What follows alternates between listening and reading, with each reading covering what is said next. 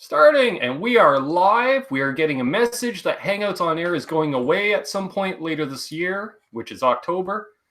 Hello, folks. I hope everyone's doing well. I'm Ben. It is Father's Day, so we have returning for year number 2, the old guy, the man himself.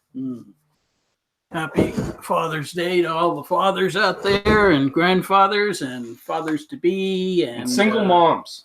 Those that aren't with us anymore, wherever you are. Exactly. So if you have any questions for myself or my dad, address him as Dave. Don't call him Mr. Coombs. Those who watched last year, you know. Yeah, my father was Mr. Coombs. That's right. Let's see. We'll do some roll call here. We've got Terry's GG&G, moderator to the stars, and me as well, because I'm no star. We've got Brad Miller tuning in from Florida. Evening, Ben, Terry. Happy Father's Day to all. We'll be at least listening in the background. He's the guy that gave me the business card holder that we have right there. Yeah, great one. Yes. And we have Dave R's Guitars. Probably going to miss the first part of the show. No worries, Dave, but thank you for wishing us well and such. I was going to say thanks for not being here, but... Well, there's that too. Especially after a 4.5-hour live stream we did together on Wednesday night. Yeah, we'll resurrect them later, I guess. Yeah. We got Pete Hickson tuning in from Australia. We've got Bam Mozzie from the UK. Oh, there we go. And the chat just skipped ahead a crap ton here. Cool. Here we go. We got Gussie Wells. Gussie, I'm looking over the camera. I can see your carbon copy boxed up. You know, you're doing a pedal trade. Mm-hmm. If I could find those bloody stickers, I could put more in the box. Well, there. We've got Joe Hervey. Hey, buddy, tuning in from Long Island. We've got Brack Stubblefield. I can't remember where you're out of, Brack. I cannot remember. We've got Halo on Fire. That would be our good buddy Rob out of California. Good to see you, brother. We have Lawrence Petross Design. Artisan. Yeah. Effects pedals out of Mesa, Arizona. I say that because that's part of his tag. Artisan. I like that.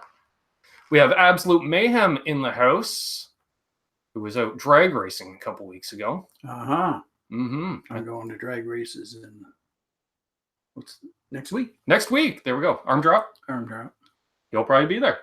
Yeah. Rock on. Yeah, I think he ran a 13.5. And another one he did, he topped out 120 kilometers an hour and left it in first gear the whole time. Yeah, that's not good. That'll happen. Once. Yeah. Todd Flowers, good to see you. Another Florida gent. We've got Dennis Brio in the house, who I want to say is out of New Hampshire. We got Han36 Solo from Parts Unknown. He says, howdy, Coomses. Jerry Garcia, good to see you, sir. We have some woman named Amanda. Oh, yeah. I think we know her. Oh, right. Brack's out of Nashville. Hey, man, we're heading to Nashville. Let's try to hook up with Brack down there. Yeah. Let's see. When are you going to Nashville? I will be there in 5 weeks. 5 weeks. 5 weeks. Yes, we'll be driving back 5 weeks from today. Mm-hmm. Reverb and drummer are packed and ready to go tomorrow. Awesome, Gussie. Awesome. Let's see. We've got my Bronx brother, Jasco Plumbing Supply, in here. Good to see you. Kevin Belton, always a pleasure. Made a live show. Yeah, you did. Brian Stewart's here. Made a trade with him, too. So, more on that later, folks. Brian Cote, who's from the Alliston area, I believe. North of the city. Yeah, familiar with that. Yeah, got to hang out with him up at Cosmo a few weeks ago there. Mm-hmm. Lovely Janice out of Connecticut. Okay, Mayhem says he'll miss Arm Drop. I'll be on a... Oh, right. He's got to go to Calgary this week. You know, that whole location is for sale. And they're maybe going to close a deal. And maybe looking for a new home. Oh, that sucks. For Arm Drop, but it's all up in the air right now. We've got John Parson. We've got Ben Henry. Great name. Joke I have to say every time. James Severin. Good to see you. There's my brother in arms, Albus Band. That's Aaron, who I'm headed down to Nashville with. Gonna be a partner in crime there. Jeez Louise. RJ, Mad Raj, good to see you. I think RJ's out on the West Coast as well. Pacific Northwest. Okay, right. Yes, I know you're an honorary Canadian, hon, because you're so polite and cool. Yeah. Surf B, good to see you. He's from Boston. All right. I think we are caught up. Oh, Brian Landreth, if I didn't say hello already. Brian just recently got back to gigging and working after some issues. It's great to see. Aaron says, consider last night me training. Yeah, you're going to need it, buddy. And I think we are caught up. I'm all saying hey to each other because it's a great community. So yes, if you have any questions at all, ask away. I'm trying to think of something to ask, and I don't know. So that's right, Ben. Great name. Great fathers. Ooh, look at that. Sucking up. Yeah. Yes, so I was hanging out with some of these folks earlier today on Pete Thorne's stream, which watch that if you haven't already. It's been awesome stuff. I've got... Okay, we've got people messaging on Instagram. We've got text messages coming in. There we go. Okay. I saw it before live. Okay, that's cousin Siobhan. Oh, Jason Wade, dude. He says, you and your father go grab some breakfast on me in the morning at the local diner. Happy Father's Day, Dave Coombs. Good. Thank you so much. Thank you, buddy. It's my turn to eat tomorrow, too. Woo! So that's very fortunate. Yeah. You know. Yeah. Awesome. Hey, Ron Limber. He says, say hi to Dr. Pez, a work colleague. Hey, Dr. Pez. Hey. Oh, wow. Chat's flying now. There we go. Joe, Ben. Yeah, Dad has a 302 motor. Yes. Yeah. In the Ford. If you guys saw that, I did a video on the Ford. What was that, about a month and a half ago, I think. Oh, yeah. In the coupe. Yeah. Yeah. Just kind of a walk around talking about it. Out of a 69 Mustang drivetrain in that car. Yes. Yeah, it's a bit of a sleeper in that respect because it looks like a cruiser that shouldn't go more than 20 miles an hour, but it gets up and goes when it wants to. Oh, yeah, absolutely. Yeah. Yeah, no problem there. 3-speed automatic. And it is on the floor. It's been converted to a floor. Yeah, it has the Mustang shifter in it, the floor shifter. Right. Out of the 69. Brian Stewart says that Ford is sweet, and that's coming from a Mopar guy. Yes, Brian's originally from Indiana, Mopar town. Lots of Mopar fans. I'm trying to remember that. What's the name of the town? Some of whom I know. Brian, that you grew up in. I can't remember the name. He's in the Columbus area now. I know. Yeah, that's where we stay. Just there. No, I mean, now he's in Columbus, Ohio. Not Columbus, okay. Indiana. Sorry. Yeah. We usually stay in Columbus, Indiana, or thereabouts, around Nashville, Indiana. Hey, David Ennis. Good to see you. Preston Smith. He's from North Bay. I haven't left yet. Figured I'd pop in and say hello. Awesome, buddy. Enjoy your night out, man. Enjoy. Okay, so... Mad Raj, you're a crazy man. He's going right for it. He says, does Dave miss that Telecaster you now have? Do I miss it? I did for a long time. I don't now. I think about it from time to time, but it's here, so I get to see it. But yeah, I did probably the first 2 or 3 years after I stopped playing on a regular basis. I always knew when it was time to go on stage and when it was time to take a break and when we were done for the night or whatever. Almost autopilot. Yeah. And my playing after a while reflected that. You know, it was kind of like being on autopilot. Well, been there. We're doing it again. Yep. You know. Yep. How you doing? Kokomo, Indiana. He's from. The Telly, we were pretty close for a long time. And still in the family, as you can see. Yeah. Mm-hmm. Here, I'll move that ever so slightly. There we go. There we go. A little more prominent. That way, if Michael Smith watches the replay, he can drool over it. Oh. Yeah, he keeps saying that he wants on the list. And then once Amanda got on scene, she's like, you'll have to fight me for it. And he went, nope. That's a long list. Huh? It is. It is. Good question. Absolute Mayhem says, ask your dad. All right, Dad. In your opinion, who is the musician our generation missed out on? like my generation missed out on. Someone who Wow. maybe didn't survive the test of time. Yeah, right. Yeah. Well, there was just so many of them. You hate to.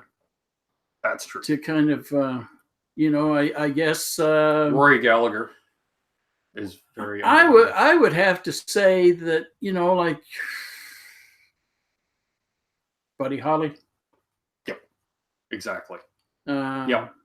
If you want somebody that was really well known, but I mean there were so many. I mean the '60s took a lot. Yeah. Away, and but I never met the guy. No. But he was pretty popular at the time, that's for sure. And it would have been interesting to see carry on. Yeah, another 15 years. Like by the time we would say, let's get into the early 70s, like past the whole Hendrix thing. Yeah. I think Buddy Holly would have been right there too, because it is so punk rock without the amplification. Well, in many ways, that I think he would have been up there just going, a million miles a minute, and everybody, they'd look at him as the godfather of punk or something to that effect. You think so? I think so. I don't think he would have. I think he probably would have ended up going country. Well, his bandmates did. Everybody did. Yeah. From the 50s, most everybody ended up, switching over to country. And Hello to Fabulous Disaster. Love that name. I think a lot of it had to do with the style of playing, etc. Like there wasn't a lot of distortion or effects. I just hear it in the way he aggressively played. Yeah. Great stuff. Roy Buchanan. Todd Flowers says Roy Buchanan. Roy Buchanan. Yeah, he played with Ronnie for a while. Came up to Canada.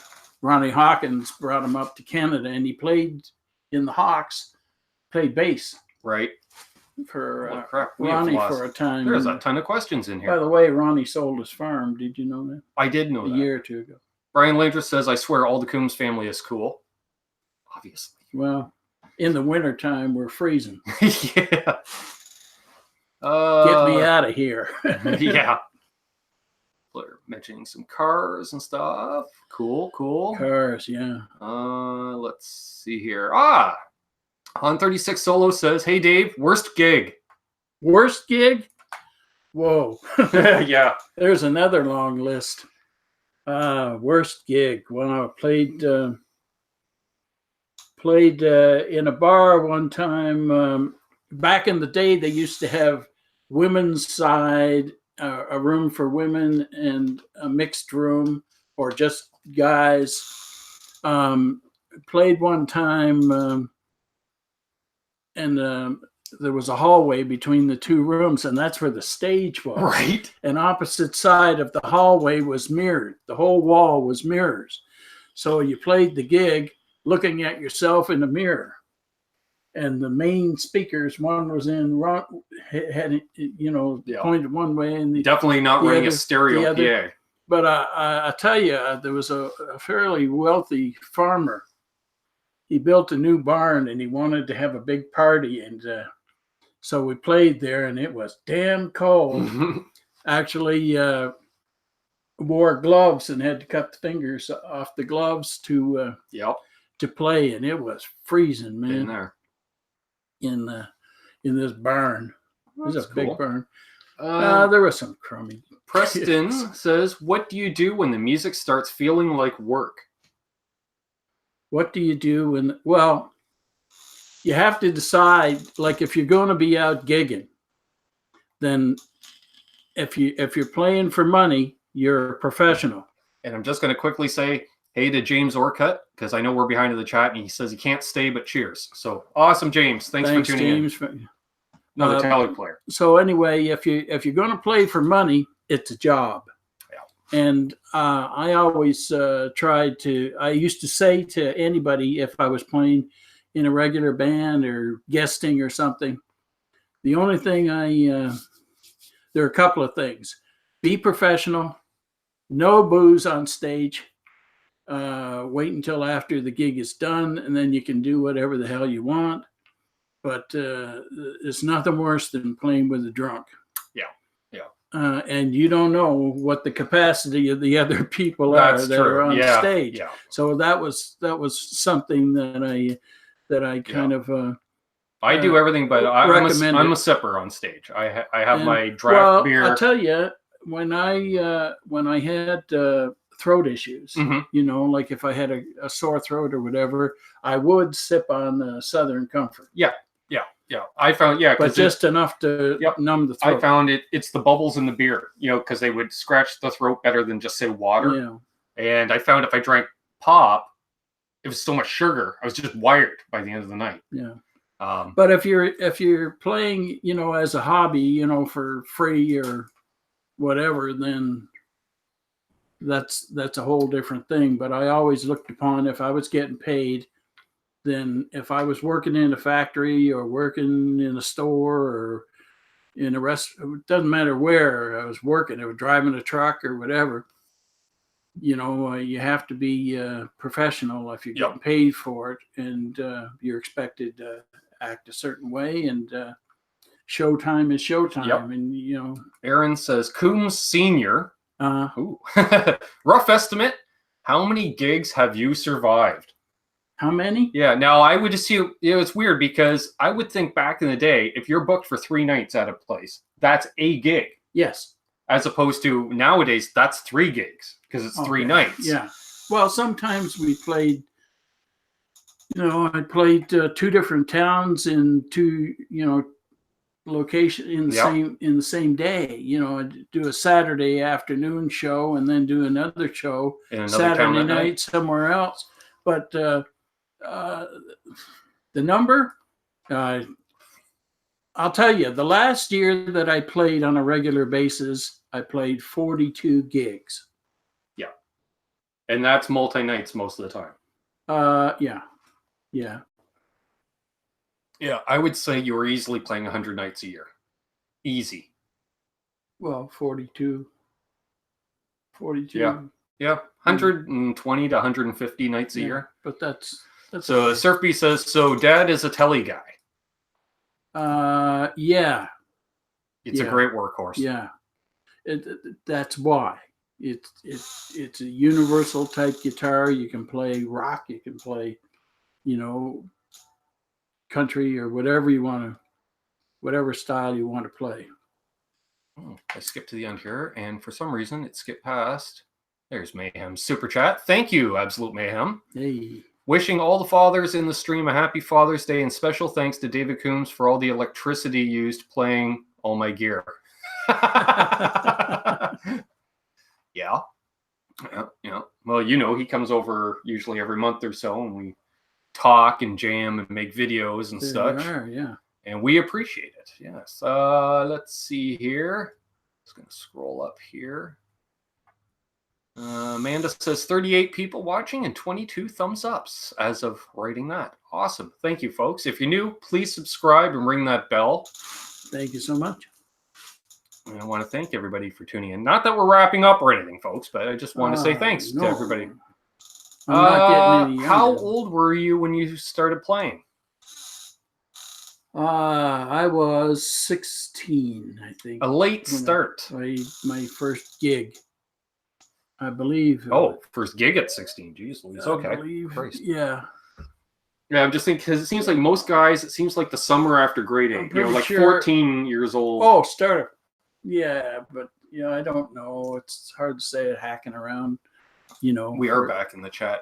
Just on Flowers like the Hawk. I'll tell you one thing, you know, and that would have been, I guess, 63 when I played my first. Sure, I don't know. I wasn't there. Yeah. Anyway, but prior to that, you know, thanks, Joe. Amazing instruments. Yeah. To you know, that other people own. Mm-hmm. My problem was actually guitar was not my first choice. Right. As instrument, I back in the 50s, I fell in love with the saxophone. Mm-hmm. I wanted to play saxophone, so I started saving my money. I think I was 7 or 8 years old. Okay. And I opened a bank account and I started saving money. Well, by 1960, 1962. Mm-hmm. See, so that I would have started saving in 54 thereabouts, and so 8 years later I had $75. Mm-hmm. And in the early 60s, Preston says good answer, by the way, to his question. I think that was the one about music becoming work. Oh yeah. And Joe says great show so far. Awesome. So in the early 60s, electric organs, portable electric organs, became popular with stuff like the Beach Boys and stuff like that. And so I decided I would buy an electric organ rather than a saxophone. Mm-hmm. And I learned to play keyboard because I knew more keyboard players than I did saxophone players. And so I thought I'd be able to learn that way. Sure. Lessons were out of the question. Oh, forget it. Yeah. You know, you just couldn't afford them. And so you picked it up where you could. Mm-hmm. And Mozzie says there are pubs there that still have a bar for men and a lounge for women on the opposite side. Yeah. No longer enforced, of course. So after I bought a guitar outfit. Mm-hmm. Was like emptied my bank account in about 1962, I think it was. See you, Jerry. Or take care.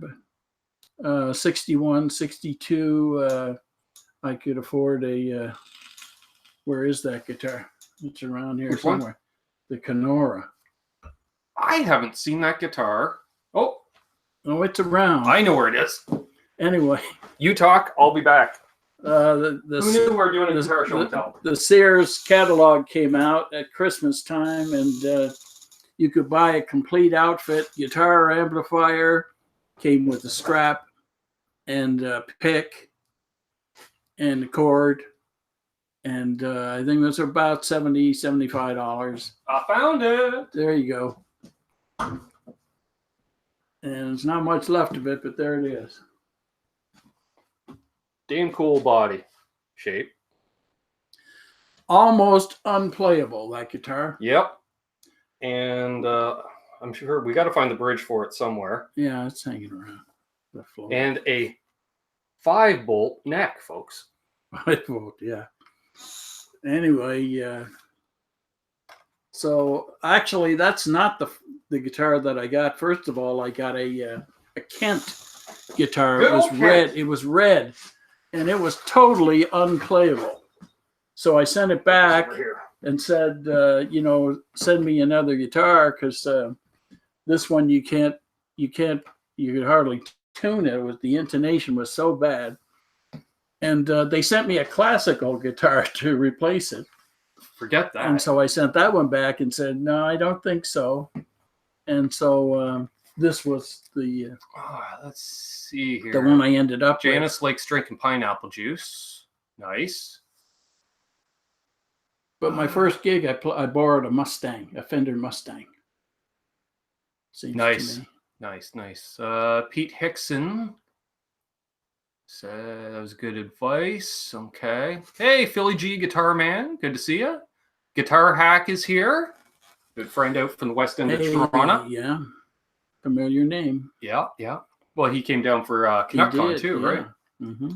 Robert Johnson started at 16 and sold his soul to the devil for the pick of destiny. Well. Hey, Barefoot Mode. Good to see you. Danny Alexander. Holy crap, we got a whole bunch of people in here. Aaron said, I used the telly last night and sipped during, plowed after. There you go. And I saw that telly in your little video there, Aaron. That's what it's all about right there. Yep. Yeah, I'm not going to talk about the text that we were texting back and forth before he started. I was like, have you played yet? He goes, oh, no, dude. Yeah. It was a wild party. Drink after you play, exactly. Well, I'll tell you, back in when I was... There you go. Pete said common sense right there, folks. If you're getting paid, act professional. When I was in Toronto, playing anywhere that I could make a buck, back in the day, I left an awful lot of equipment. It happens. Some nice stuff, because of the partying afterwards. There he is. Brian Bond says, nice picture on intro, Ben, and a happy Father's Day to all the daddies. I'm late as usual. Nonetheless, hello, people. Hello, Brian Bond. Can we get a Ben drunk and falling on his ass story? Count on one hand the amount of times I've been that drunk. You could have a few of mine. Back in the day. Well, there is that. Yeah, I'll that time you you saw me play a Double D's, and I was seeing if I could drink the same as I did with One Day to Live, which was a very heavy band, and it turns out no. I've been quite familiar with some of the best gutters in this country. Greg Summers, And hello. Greg, benches. Greg's new to the channel. Welcome, Greg. Hey, Greg. We got Thomas Santiago, which I just found out he's from Buffalo. Mm-hmm. Yeah, only about 3 hours away or I've so. been there. Yeah, many times. Mm-hmm.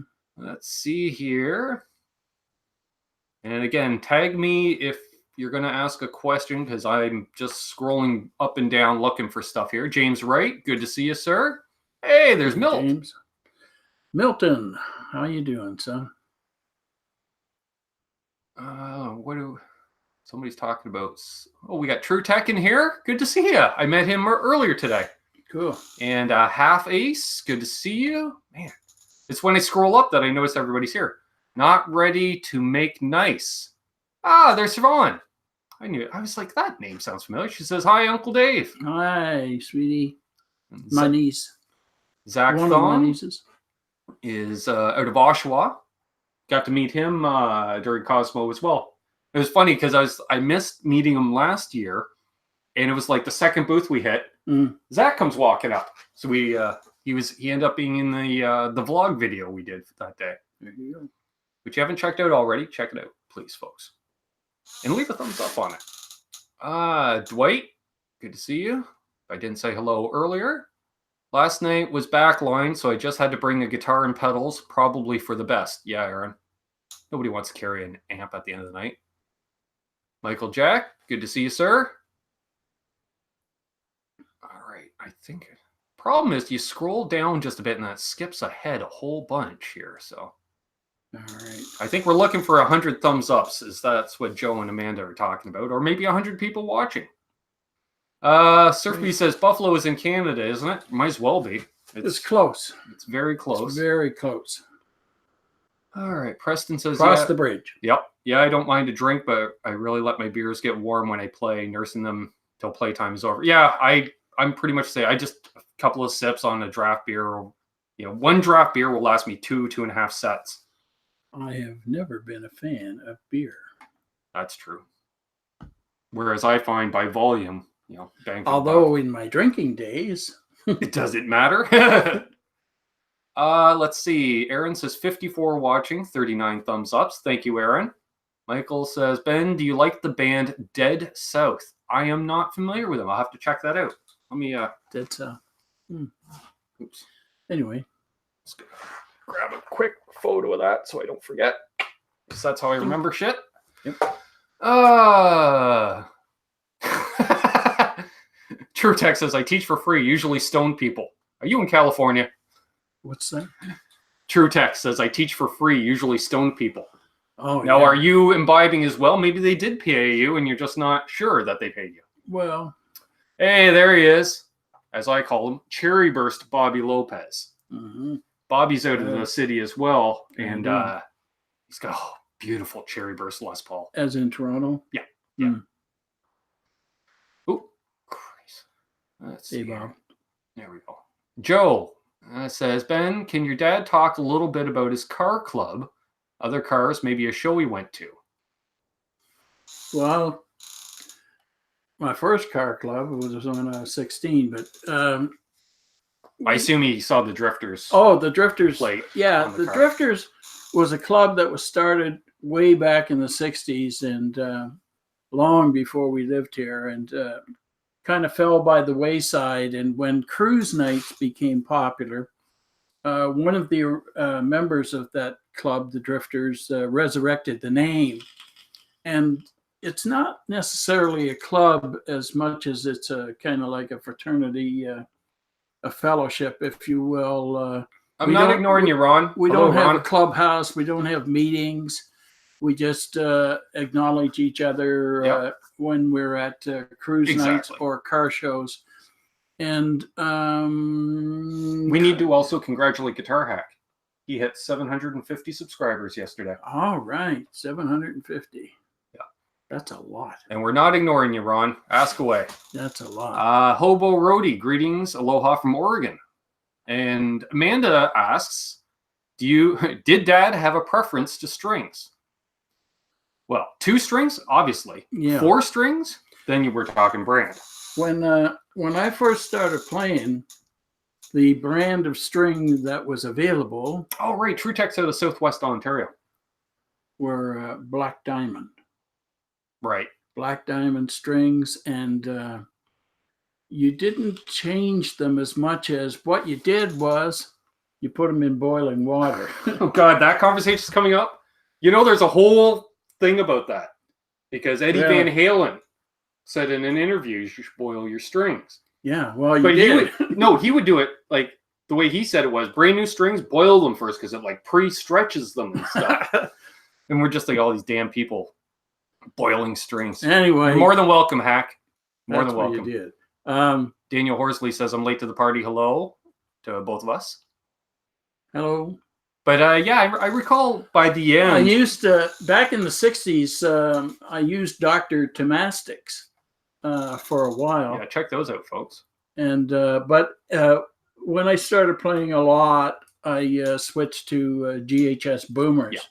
Not that they were the best strings, but they lasted. They lasted as long as they didn't break. About I didn't break a lot of strings. About 27 hours of actual playing time. Yeah, I could get out of a set of you know boomers. what? When I stopped using boomers, I stopped breaking strings. But you did? Yeah, high E. Always broke the high E. Well, anyway, but I had a friend of mine was that I had known since the 60s. I met him back in the early 80s after a long time. Hadn't seen him. He was then the sales rep for Martin. Right. And he brought out his own line of strings that he got from Martin. Right.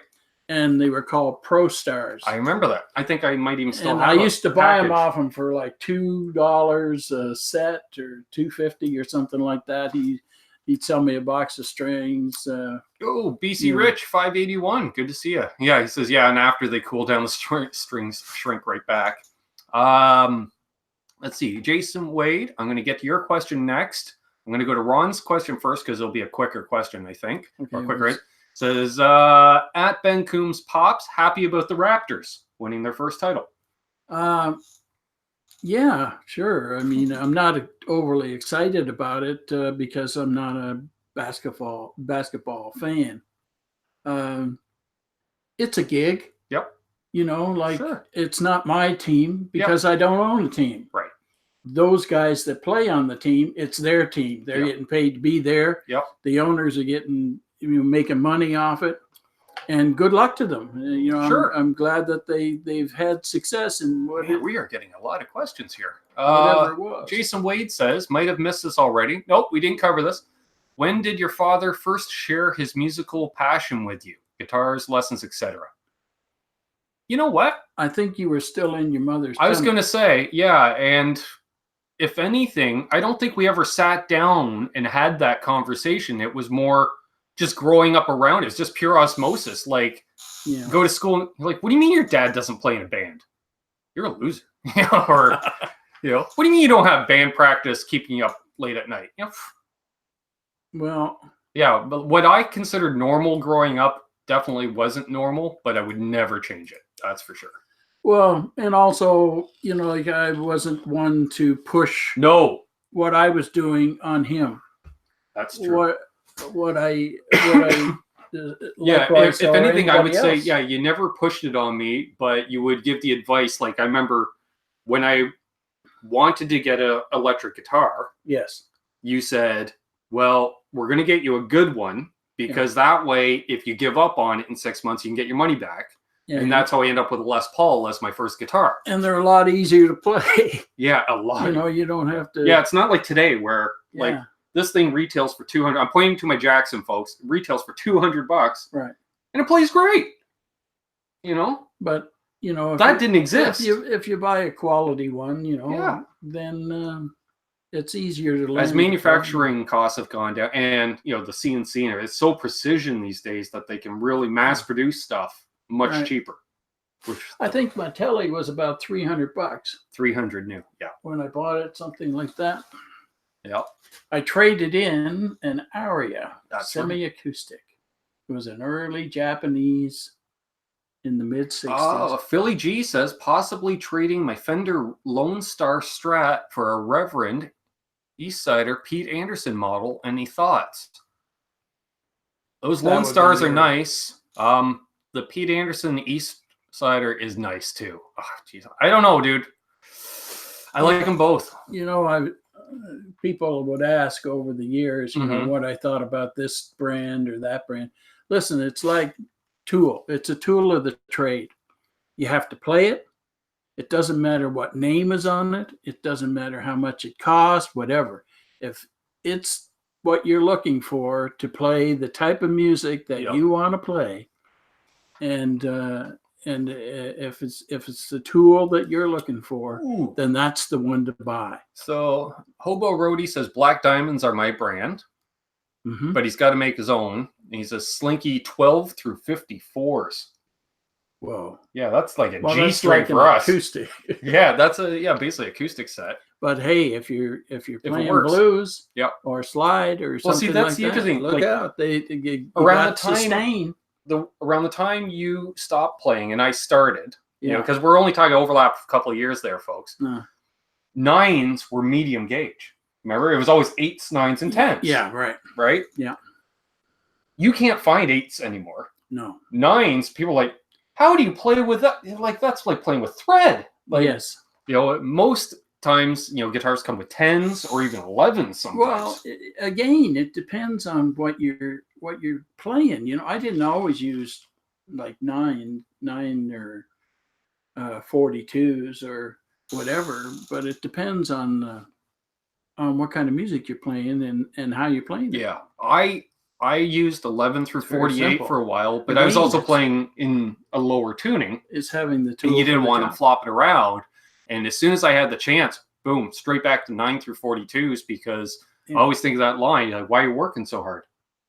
You know, I try to make the guitar, you know, much like the way you had that thing set up, low, fast, make it as easy as possible to play. Yeah. Like, no point in having your hands I've cramped never up been a fan of work. Yeah. You see, this is the bottom line, is that I've never been a fan of work, although I've worked my ass off a lot of years, but I never really enjoyed work. And so if there was a way of making it easier, then I usually found it.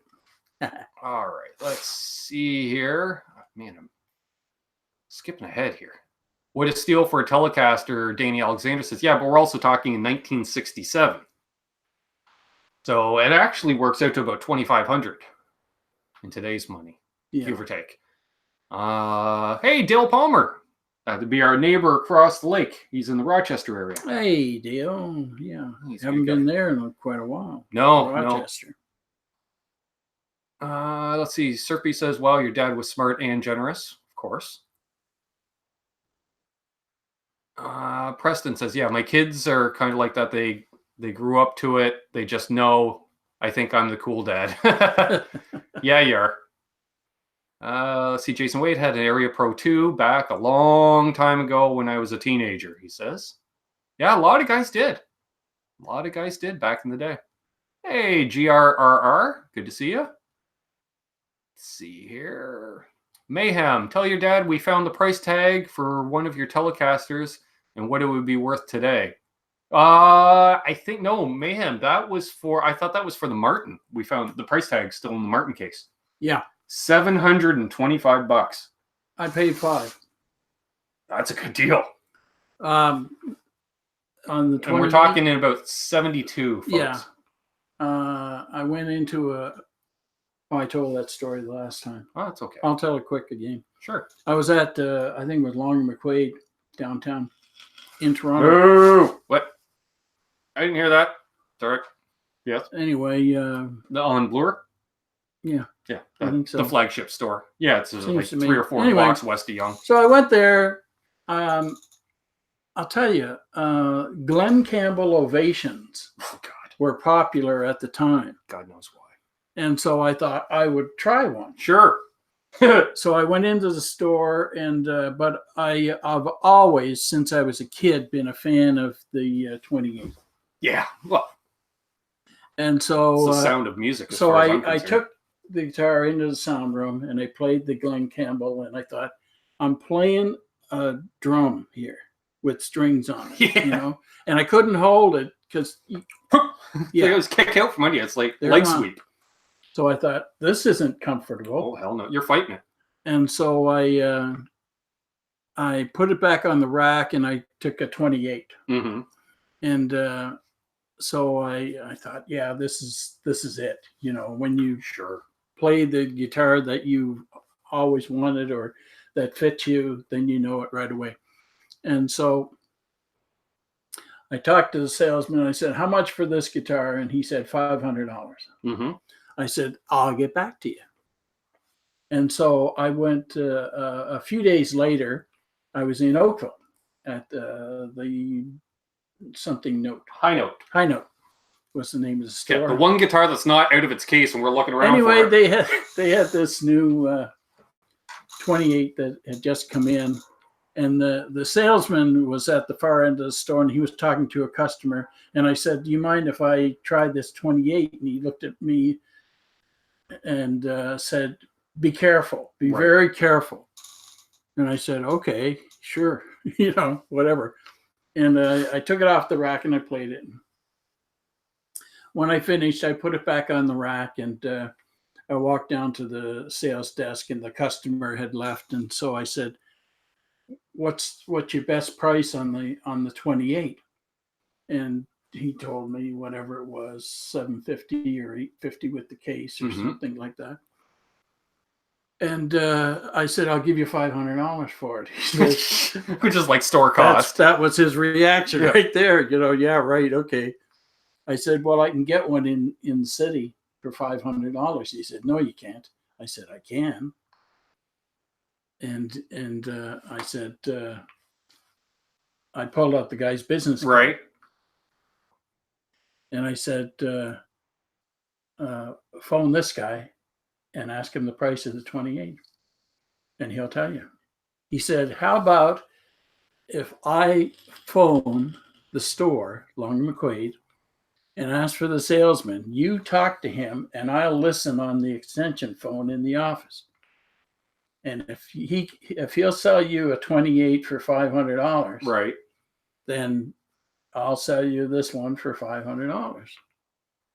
So we did. I phoned. So the guy answered the phone, and I said, "I was in the other day. Do you still have that $500 28 on the rack?" And he said, "Yes, sir, I do." And I said, "Thank you very much," and hung up.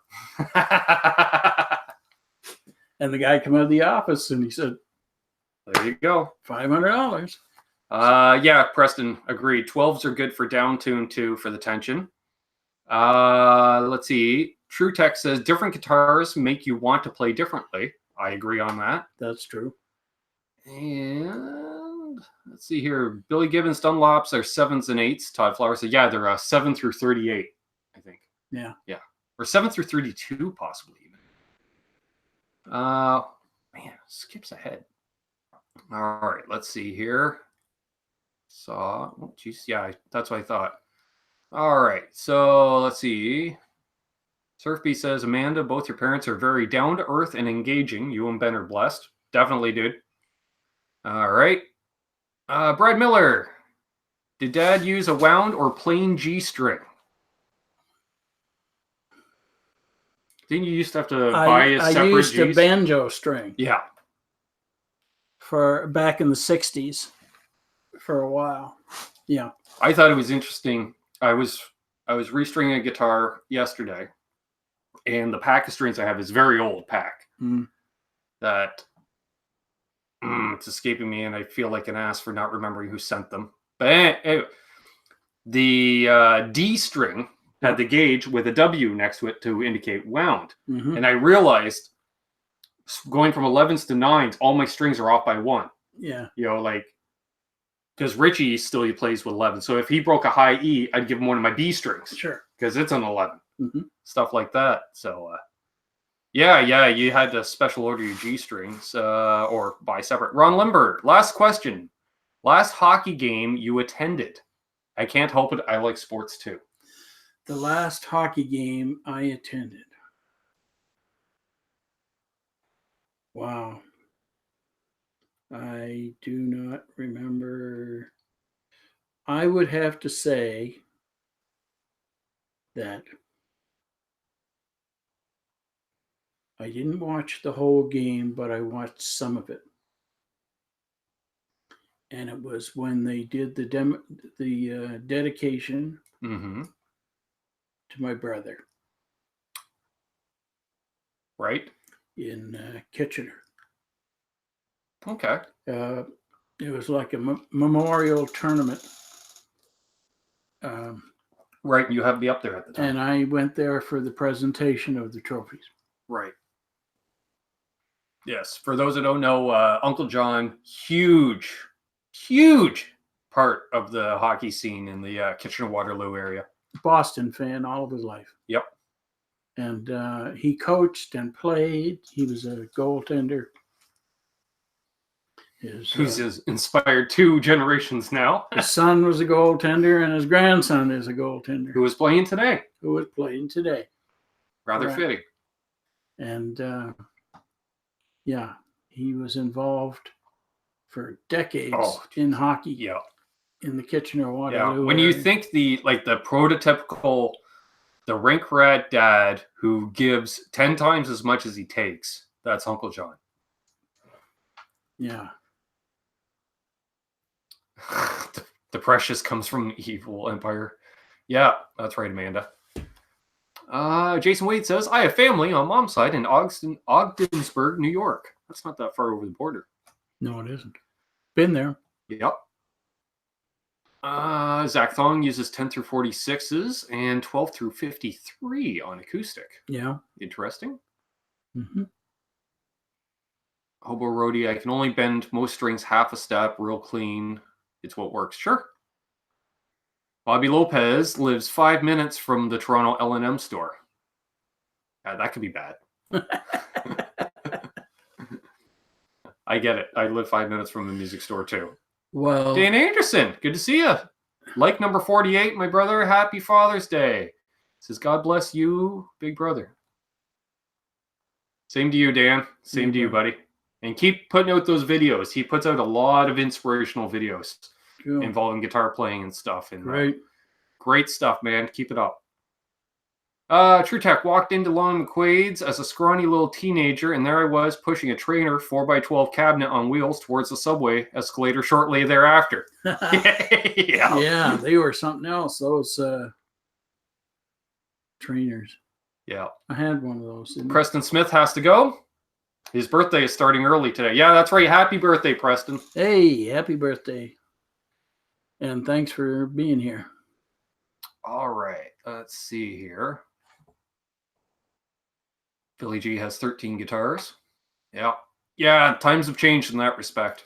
I have owned, over the years, some amazing guitars. Yes, you have. Ooh, since it's Father's Day, Mayhem asks, ask your dad what his favorite family road trip was. Oh, Lord. Family road trip?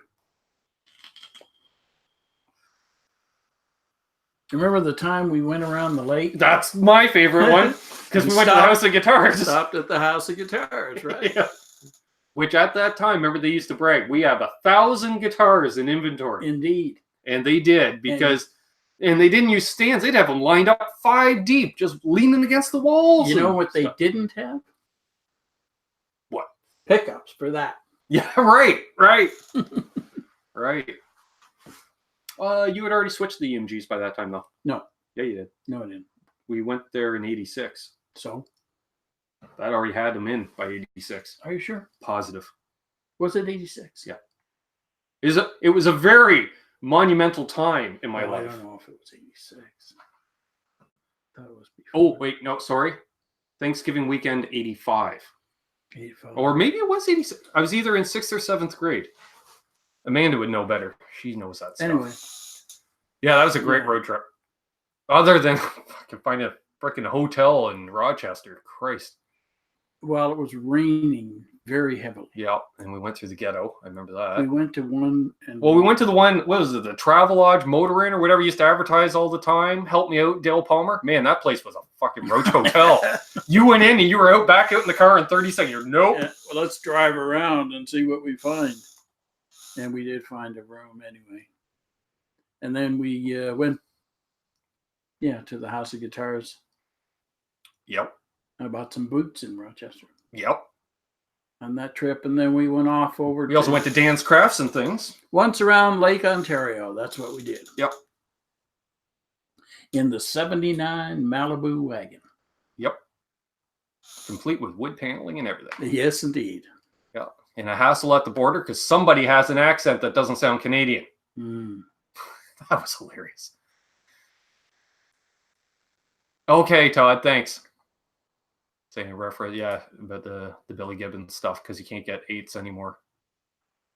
Jeez, that's chat keeps jumping ahead. Rather unfortunate. Some places keep them. Lone McQuaid carries more because they can afford to carry more overhead. Yeah, but I mean, if like music stores will carry what they sell. That's right. Amanda says, "Yep, best one ever." BC Rich 581 still has the Trainer Cube 100 block amp from 89. Although True Texas Trainer, the poor man's Marshall. Yep. That was a great trip, but Pennsylvania that was crazy. Trying to find a hotel room, and it was the week of Hershey or Carlisle. Yeah. Half the state was rented out. They were a week apart. So, yeah. We found one room with one king-size bed in Pennsylvania, but that was a nice trip. We had a good time. I did not sleep that night. No. Let's see. Janice, that sucks. My 5 minutes away store closed yesterday. That sucks. All right, let's see here. Elvis, aka Aaron, says, ask your dad what guitar and or amp he wishes he kept. I'm missing that Silverface Vibrolux right about now.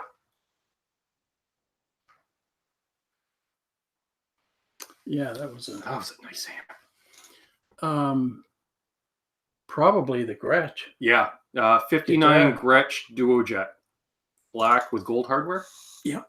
There you go, hack. The guitar gold hardware sold for $900 in '59. Yeah. Do the math on that, folks. Hey, Chris Ferreira, good to see you, sir. An awesome guitar. Rob 212 loves EMG pickups. A lot of people do. Joe Hervey likes them. All the metalheads. Yeah, they really took off in the late 80s. Yeah. Two humbucker, EMG, high, because they were like kind of the first. Well, they weren't the first high output pickups. I bought the kit for the telly in Watertown, New York. The T kit. I thought you got it in Syracuse. I think you drove down to Syracuse for it. No, I think it was in Watertown. Right. Pretty sure. Anyway. It's a rare. Actually, I ran into somebody, and if you're in the chat, remind me. There's somebody else in the community that has a telly with EMGs in it. Cool. We're the only ones. Well, anyway, it served the purpose, and so I bought the kit, and it fit. Yes. No modifications needed. Nope.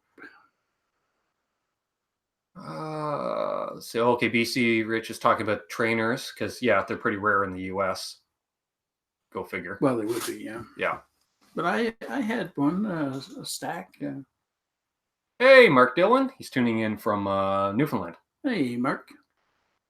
Mike is himself. He says Whalen played EMGs. When? I need proof of that, Mike is himself. Gilmore did. Well, I'll tell you, there was a time when I could have told you because I was supposed to play it with him. Yep. But how my life would have been different. The gig was canceled, yeah.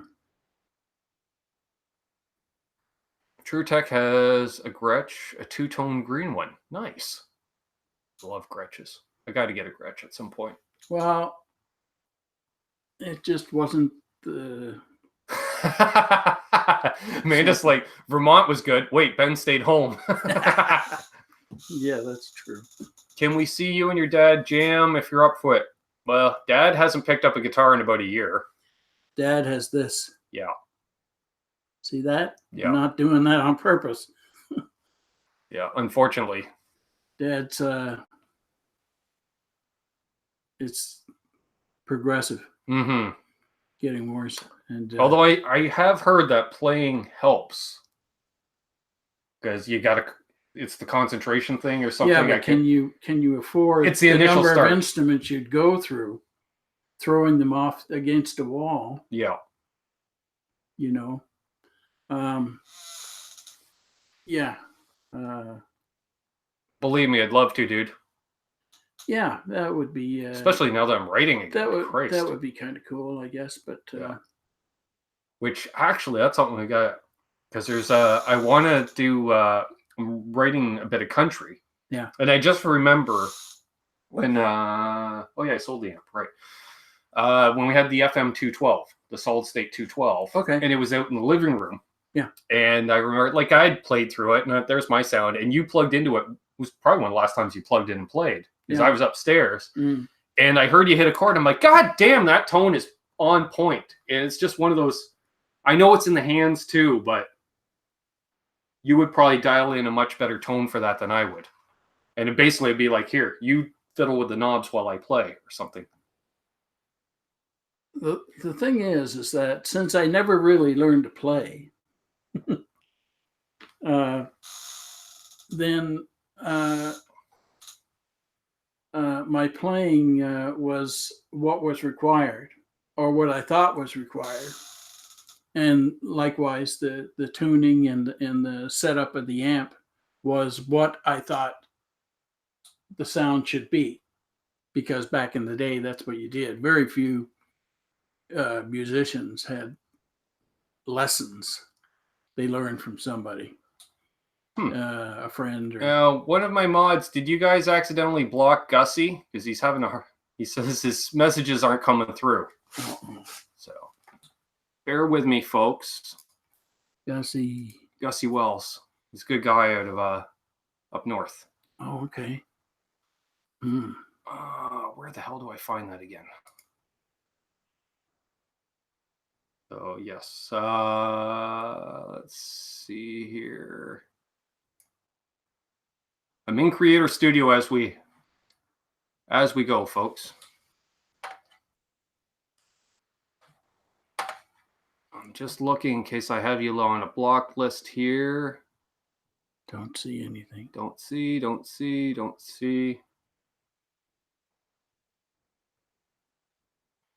Not a problem. Not a problem, brother. Yeah, I'm multitasking, folks. He got the second part of that message, too. I don't see in the block list, bud. Weird. Weird, very weird. Okay. What were we talking about? That's what I was trying to think. Oh, playing, I guess. Name the song. Okay, well, I woke up this morning. It was drizzling rain. Around the curve come a passenger train. Heard somebody yodel and a hobo man. That does not ring a bell. Hobo moan. Hobo moan, sorry. I woke up this morning. The first line is about 1,000 blues songs. It was drizzling rain. Passenger train.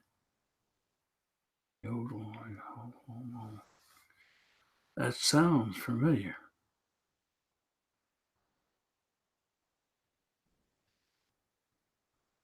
Nice April wine shirt. Thank you. So what's the answer? I don't know. We'll have to wait for the answer. Okay. Who wrote that? Jason Wade. Jason Wade? Jason Wade. Oh. Mentioned that to us. Okay. So, who I will get to meet in person. He's going to NAMM as well. Cool. Along with Guitar Hack. And Brian Cote. I'm sorry if I should remember that song, but I don't. That's right, Philly. I only have the ex-girlfriends on my block list. And Mark Dillon says to Gussie, maybe try restarting your device. Waylon Jennings, way more blues. He was right there. I am a huge Waylon Jennings fan. Mm. So I just love the fact that he'd come out, and his guitar was always about 3 or 4 decibels louder than everybody else. I always thought that Jesse was better looking. True. But, he had that phaser on. And it would just take over the sound of the whole. I'm like, yes. Love it. And chicken picking. Okay, so people are tagging Gus. Hey, there you are, Gussie. I see ya. Hey. Yay! It's on board. Poke Salad Annie was done by Tony Joe White, Tony Lee, who just passed away not too long ago. Gone. Great song. Hey, Michael B. I never cared for it too much. I liked it. I don't like the original because there was a couple different arrangements, but the live versions, he had a little more balls to it. Mm. And the last time I saw him perform it, he was performing it with the Foo Fighters, and he went to take a lead break, and I think he turned on every gain pedal that was in front of him because he was drowning out the rest of the band. It was feedbacking, and he never turned it off. He just played the rest of the song like that, and I'm like, sure. Jessica was and is one hot mama. There we go. Jason Wade's in agreement. Jason is living down in the Charlotte area now. Ah, yes. Okay. So when I get back down to the Charlotte area, we're going to do some hanging out down there as well. Cool, yeah. Just checking if it was the real Jason Wade, not the left-handed dude. Hey, Tim Seymour. Good to see you. Happy Father's Day from Arkansas to all the dads. We know some people down that way. In Arkansas? Yep. CW Gatlin. That's right. And family. And just to say one. Yeah, that is weird, Gussie. That's weird. You had to refresh it, and he's back. Yeah. But I'm glad you messaged me. See, the advantage of connecting with me outside of YouTube, folks, is if you have a problem, message me, and we work together as a community and figure it out. So everyone's welcoming back. Alan Good, who I haven't seen on... Oh, man, I haven't seen Alan in ages. A while online. From Arkansas. Mm-hmm. Same area that Ronnie's from, and Levon was from. And yeah. A lot of good music came out of that county. That's exactly it, right, Gussie? Talk about community, folks. That's awesome. There's a guy named Cash. Oh, yeah? Yeah. That Cash guy? Yeah. No. The man in white? No. Yeah, don't get us started on Johnny Cash. No. I took the same route as you. You did? Yep. You want me to play Johnny? Give me some cash. Need that cash. Man, the One Day to Live guys hated that. Oh, we got to do Folsom Prison for Blues. I said, not without getting paid. You guys ever come down to the Niagara area? Sometimes, yeah. I haven't been down there in about 10 years, I would say. Well, actually, we've decided that we're going through that area from now on rather than go through Detroit. Oh, yeah. When we're going to anywhere south, usually Indiana. Ah, interesting. And Guitar Hack says, what was your dad's gigging rig? Any pedals, etc.? Well, look out. Steve Anderson is in the house. Tuning in, from Victoria, BC. Hey, Steve. It's early out there. You had a pedal, which you gave to me after Uncle Harold found it. You would just, literally, you went, okay, here. I'll tell you, yeah, back in the 70s, I bought a distortion pedal. Yeah, the fuzzy. A fuzzy, yeah, pedal. Do you know why?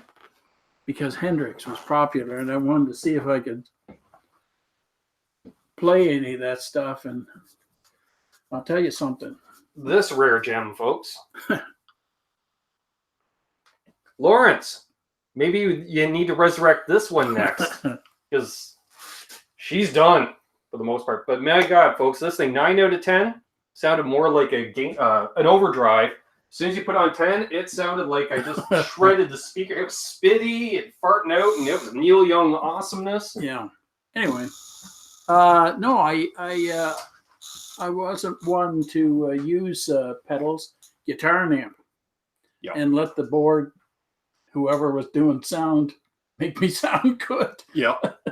You know, but it was always just straight up. I would always reference that because Hence, I said, you playing at stage volume, yeah, a Telecaster straight into a twin style, which has no gain, folks, no dirt. There's no hiding. no. There is absolutely None no whatsoever. hiding. And for years, I played the Tele through a Baldwin Pro. Which I may get resurrected and over here to do a demo on because it's still in the family, folks.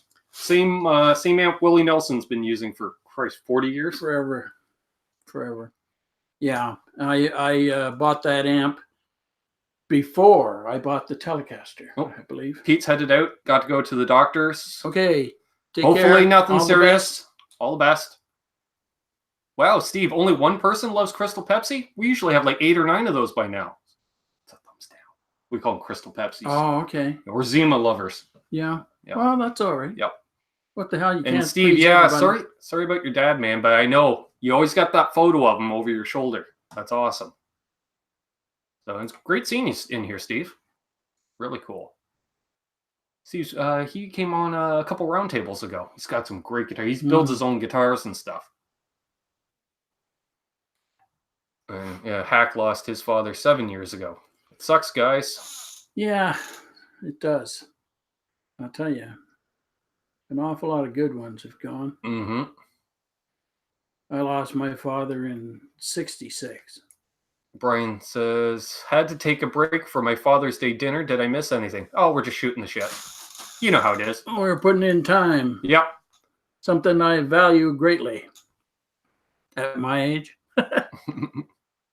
Awesome to fix that amp. Yeah, I think it just needs a cleaning. Like, I think I need to, like, literally do a bath and contact aged. cleaner. Yeah. It just sat there and aged. Yeah. And, yeah. But a great amp. It actually, it's the only, I think maybe, possibly the only electronic instrument, like amp or guitar or whatever, that I wore out the on-off switch. Yeah. It literally fell apart. Billy G is headed out.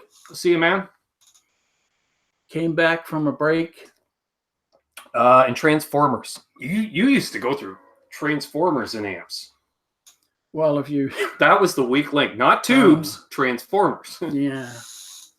Well... I know, because there's a few random Transformers around. Blonde PV. That blonde PV. That ended up with a Fender Transformer. Did you sell that to Al Leader? To Bill. Oh, Bill Leader, sorry. Yeah. Al Leader I went to school with. Yeah. Bill Leader, yeah. Bill, yeah. Blonde PV twin. People are mentioning their fathers. Yes, any and all of you that have lost your dads, you have my, yeah. Indeed. Talking about pedals, distortions, fuzzes. I can't get a decent tone out of a fuzz pedal. Save my life. Well, Aaron says, wish my ex-wife had an on-off switch. Would have flipped that shit to nope and left it there. Yeah. That's right, Steve. He says, one thing I have to say is he's not really gone from me. Still a big part of my heart and soul. He has a big burning star in the sky. That's right. Yeah. That doesn't go away. No. Oh, really? Okay. Brad Miller says, my friends at Electra Guitars just got the rights to make the Expandora pedals. Going to have them for NAMM. Right on. Ooh. That's a good one, Gussie. Speaking of wives, where's Will Varela? Where is Will Varela? Well, Will was having some issues, I think, with his back earlier in the week. So he might be taking it easy today.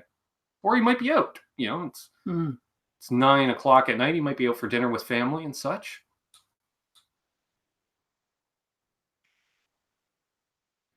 Everyone's liking Elvis's comment or Aaron's comment about the X. Yeah, yeah. But we'll have fun in Nashville, buddy. Okay. Fuzz and wah in one pedal. Never knew till now there was such a thing. Yep. I have owned a number of pedals, but I never used them on stage. Right. Just to find out, yeah, and some nice pedals. Yep. Oh, I remember even, was it when I started playing, you got one of my choruses pedals off me, and then I got it back off you later. And I think you were using it vocals. You're running vocals through it. I don't think so. Yeah, you were. Really? Mm-hmm. Not on stage. No, it was only home use. Yeah. Because you had stopped playing by the time I started playing. That's true. I don't remember that. Expandora pedal, yeah, because I had 2 of them. Yes, folks, I had 2 Boss CE2s. And then when I got rid of one of them, I was like, all right, I'm getting that back.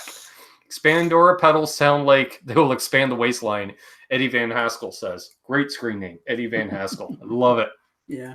Love you, Eddie. Let's see here.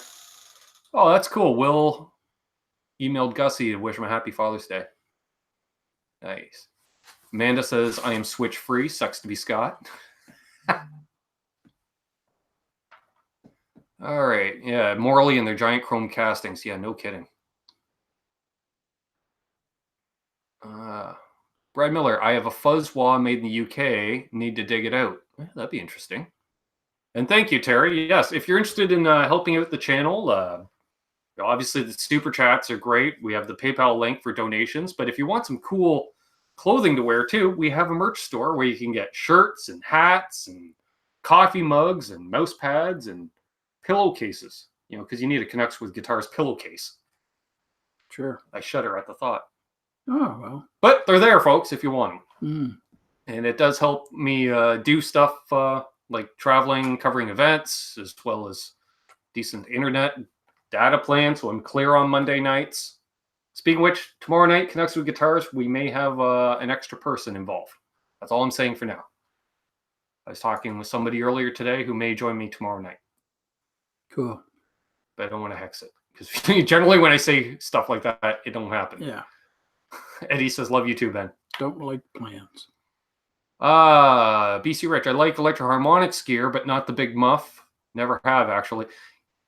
I've owned 3 or 4 of those, and I use it and I sell it and get another one, sell it. Yeah. The shirts ship fast too, Todd says. Yeah, they're faster shipping in the US and it takes longer to get here. I was like, yeah, it's my shirt. Why does it take twice as long for me to get it? A bass player from a Metallica cover band stole the Morley from me, never returned it. Disaster Area was the band. Well, if I see them and I notice the Morley on stage, True Tech, I'm not one for thieving, but it'd be liberating it and repatriating it to you. Okay. Terry says, I just thought of a good question for your dad. Did he ever do a song or album with Ernie or ever plan to? Cousin Ernie? I assume. No. Actually, there you go. There's your answer. No. I never met the guy. You saw a show, didn't you? Didn't you go to maybe Amanda did. I don't think I did. Maybe cousin Doug would have. Yeah, Doug would have. Uh, I'd love to make hockey jerseys. With I'll tell you, I used to go by Ernie's house all the time. Mm-hmm. Because he lived near the zoo out there in Challenge accepted, Aaron. He says, I'll show you the way of fuzz. Yeah, good luck with that. Mm-hmm. I had a fuzz. Okay, well, I got the Strat up and playing, right? So I'm like, oh, let's get the octave fuzz and do some Hendrix. Mm-hmm. I got the fuzz cranked down all the way, and it's still way too much fuzz. Hey, Jimmy Biter and Steve Luther in the house. Hello. He says, I'm a sucker for a cool coffee cup, so I had to get yours. Thanks, Steve. That's awesome. Yeah, heck, took you a month to get your own shirts. Yeah, exactly. There, yeah, Amanda saw him with the Rices, which would be our mother's side of the family. Yeah. Kitchener Rangers, Ron Limber says. That's Cousin Doug's team. Yes. He's had season tickets since he was a teenager, I think. Yeah. Knew a lot of the players. Probably still does. Yeah. Actually, he may have given up the season tickets this year. Mm. All right. Let's see here. The song. Hardcore logo reference. Nice. That's twice. Well, then again, weren't we talking about the headstones earlier, True Tech? I remember I was talking with the during Pete Thorne's live stream. They were pretty wild boys when they were playing in the bars. Who's that? The Headstones. They came out a few years after the Hip, but they were basically gigging around the same time. It was just the Hip happened to Where make are it they out quicker. of? Kingston as well. Oh, okay. Yeah. The Headstones. Yeah, Hugh Dillon, he acts a lot now. He was in like that TV show Flashpoint that Cousin Mark worked on. Oh, yeah. Mm-hmm. Few other movies and stuff, but they're back to making music. And he was the singer in Hardcore Logo movie. Hugh Dillon. Let's see. Did your dad write any songs? Yes. Yes, and some of them were even good. Yeah. They had words and everything. Oh, words and Headstones did a cover of Tweeter and the Monkey Man. Too. Yes, we used to. I used to cover Tweeter and the Monkey Man, but we would do it as the Headstones version more. Hey, Robbie Johnston, good to see you. They may have done a Lightfoot cover, Amanda. I can't remember though. I saw the Headstones in Belleville. Thank you, David Ennis. Well, Canadian content, folks. Who they just played Calgary last night, and I saw Richard, their bass player, had posted he was flying to Saskatchewan today. So I don't know if they're doing some prairie shows or what the deal is there. It's new and the worst of them all. Okay. And then Eddie right back with Gordon Lightfoot rules. Eddie is our friendly neighborhood good troll. Gordy's still gigging. Charlie S. I was hanging out with Charlie S. and Johnny Beane's chat last night, along with a few other folks here. David Ennis and Zach Thong were there. Can't unsee that. Amanda, if you haven't watched the birthday show, do not watch an hour in when Mancuda shows up. See, he knows. Hey, Dave Earthback. Made it back. Happy Father's Day, Mr. in brackets only, Dave Coombs. Hey. Thank you. One of the best bands ever. Gotta love April Wine. That's right. And still rocking. Still out there. Did you see, what was that? About 6 months ago, Miles had a guitar stolen. Yes. Like 40 plus years ago. A Melody Maker. Yes. And he just got it back last year. It turned up in Vancouver. Mm-hmm. And they got it back to him. Happens. Yep. And now he's gigging with a 70s Les Paul. They're due to play around here. They haven't played around here in a while. April Wine? Yeah, they're due. In the county they play. Yeah, but they haven't in about a year for whatever reason. Oh, wait. I saw them last year at Cosmo Gear Fest. Because April Wine I've seen live more than any other band. They play at Peterborough? Yep, they do on occasion. Somebody has a cottage around, I think, in the county. Not those guys. No? Not one of them? No. Miles is back living possibly in Cape Breton, Nova Scotia for sure. And the rest of the guys are based out of Montreal for the most part. Maybe they visit somebody here. Possibly. There's lots of guys that have places in the county, right? And what we refer to, folks, as the county is Prince Edward County, if you look on the map. It's the part that sticks out into the northern part of Lake Ontario. Beautiful area. Steve Anthony. Steve Anthony from Much Music is in there now. He's retired. Yeah. Well, he aged out. Yeah. He can't be his age and still do much. Well, then again, Much Music doesn't have VJs because they don't show freaking videos anymore. CP24. Oh, right. CP24, right. Yeah, talk about selling out. Go from the cool of Much Music to something that leans a little to the right politically. There comes a time. Sell out. But then again. No, they don't live. They don't go to the right. Anyway. Well, some people have been saying so. That's right. Yeah, I moved back to Nova Scotia, Gussie. There comes a time when you just take the money. Doesn't matter who pays. I've been fortunate enough. I've become friends with most of the members of April Wine through Facebook. So. I don't JD know. Roberts ran to the States. Yeah, exactly. JD Roberts, who used to host the Pepsi Power Hour, is now like a White House correspondent in For CNN. CNN. Yeah, for John Roberts. I'm like, whatever. Yeah, You're right. JD and used to wear leather. You used to be cool, man. Yeah. Used to be cool. Yeah. A VJ. Yes, of our 1 hour a week of hard rock and heavy metal music. Did your dad ever see the band called Fist? I don't remember them. No. Oh, you're lucky. I don't think so. You don't want it. They were pretty hardcore back in the day. Were they? Yeah, as I recall. I think. Excuse me, they reminded me of. See, I'm always think of Anvil when I think of Fist. Okay. For some reason. Mm. There was much music and mush music. Yeah, exactly. Yeah. Pat Travers, another good Canadian rocker, still kicking it. And some buddies do a gig with Pat a couple years ago up in Peterborough. It's a sad state about music, though, is, like I did pretty much fuck all musically, career-wise. And I play the same venues as a lot of these guys.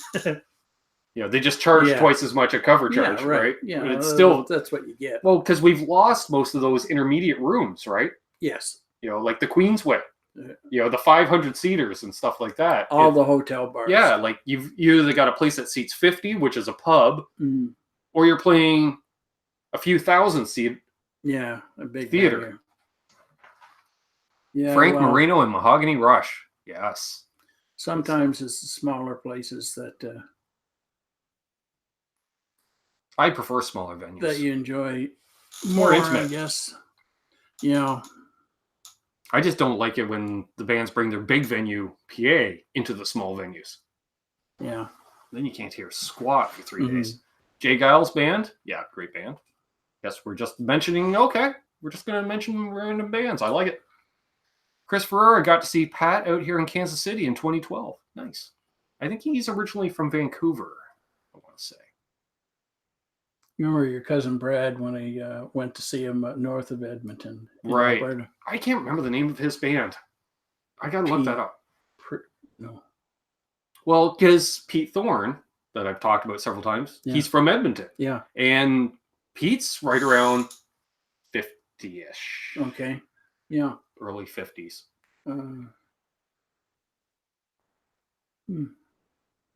Anyway, at the time they were playing bars, right? Now, let's see. Okay, so Terry's asking the Canadian band Foghat, known for Black Betty, as opposed to Ram Jam Black Betty song? That's what I'm curious on. Okay, so you went to see Cousin Brad, who got a lot of those pedals that Dad had and stuff. They were all and different Foghat hack. Anyway, they were playing a bar, putting out 15,000 watts of power through the PA. Yep. I used to use 6. Talk about rock. Yeah. Yeah, but 15. I know. Radio stations weren't putting out 15. Yep. I mean, when you've got like 10 800-watt. Yeah, my 2 power amps, one's 5,000, the other one's Just 3. I use 3,000 watts just for the monitors. Yeah, right. Because we're pushing 115 decibel stage volume.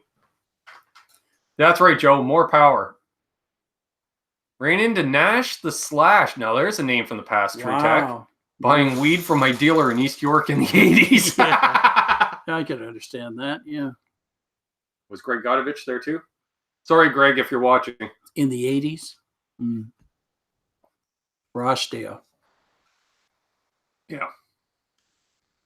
If you want to talk about the past in Toronto. It's like, I heard there's going to be a reunion show of Luke and the Apostles. Oh, really? Yeah. Dave Riome from Dave's World of Fun Stuff YouTube channel, the repair guy I always tell you about, he was the bass player of that band. Oh, really? Yeah. Yes. All right. Over by Ted Reeves Arena. Okay, I know that area.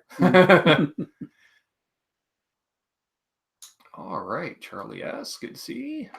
All right. How are we doing on time? How are you doing? Oh, all right. All right. We'll go a while longer then. I don't have a life.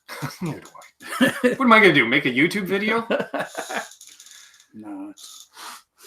I guess the wiring didn't blow. I've blown out at a couple of venues. And we'll just turn on one more power. Poof. Oh, okay. Back in the flashlight. Back in the day when you had those Shure power amps, those God, those metal, Second World War, I think. pretty much, yeah. War surplus amps that were like 25 watts or something. I don't know what they were, 50. Really? And they would overheat. You had to have about 4 fans going on them because they would overheat. By the end of the night, you had to take a break. That's how breaks were established, playing in bars. True Tech says, I remember hearing Thorogood through the wall of the Ted Reeves. I was too poor to get in. Yeah. Yeah, well, you could probably hear them 10 miles away.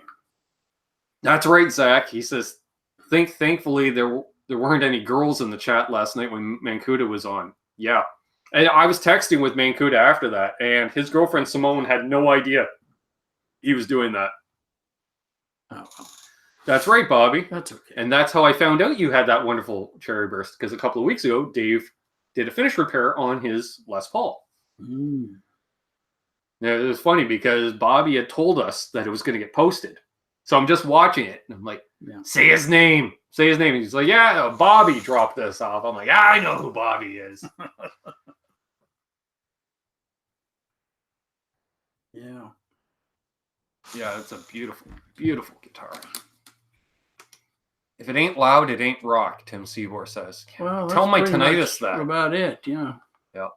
Well, especially back in the day, because you didn't have a master volume on the damn Marshalls, and to get that breakup, you had to crank them.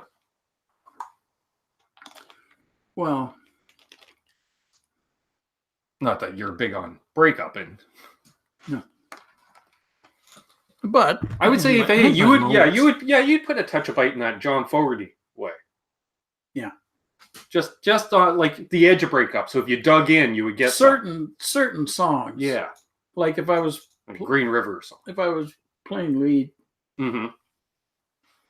sometimes I would give it a bite, certain stuff. But not very often. All right, keep those questions coming, folks. We actually caught up for once. Christ, how'd that happen? Really? You two are great together. Wish I was sitting there hanging out, sipping a beer. Come on up, Surf B. Who's that? Surf B out of the Boston area. Oh, okay. Boston. Yeah.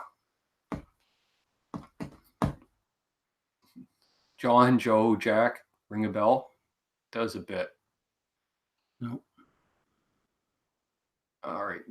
Joe, rhythm or lead player? Me? Yeah. I see him. Mostly in a band. Yeah. Rhythm. Preferred to be a sideman, although I did play some lead. And as a single or a duo, of course, you play do it all. Play, right? Yeah. But I was always more comfortable as a sideman. Hey, Guitar Hack, it's on Dave's World of Fun Stuff's channel. I figured I'd answer on behalf of Bobby. Joe says, me too. Yeah, and that's what I started it as. I wanted to be the ultimate sideman. Well, before I was a musician, I was a vocalist. Right. And as a singer, I had did a lot of harmony, backup vocals and whatnot. And so as a member of a band, I was comfortable playing rhythm. And well, maybe a lot of that has to do with playing rockabilly. Yeah. Or the Memphis sound, if you will. I got to the point. You just start adding licks. How many musicians? You can swear. Apparently, this is like R-rated. We're allowed so many F-bombs per hour. Anyway, you can't say words like G-U-N or K-I double hockey sticks. I hate when people play it too fast. Oh, yeah. It's always too fast. Yeah, like you can have a fast song, but not all of them. Yeah, but it's not the Ramones. Somehow, rockabilly turned into psychobilly. Yeah. Which I think, you know what it is? That's, as Roger James said, the Amphetamine Mountain Boys. Yeah. That's what that was. Benny Beane, Dex and Red. Yeah. Yeah. Yeah. Hell of a backline. Anyway, yeah, and so establishing that rhythm. Yeah. And having allowing a drummer to play a nice backbeat, and it's of course, Bobby. Go ahead, post the link.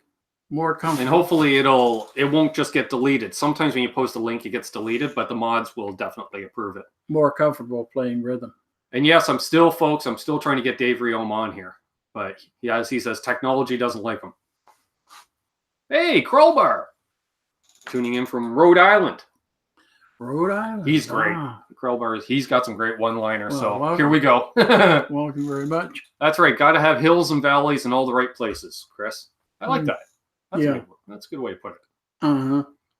And not to mention, if you start out of the gate at 1,000,000 miles an hour, where are you going to go from there? Well, I'll tell you, I was threatened. No.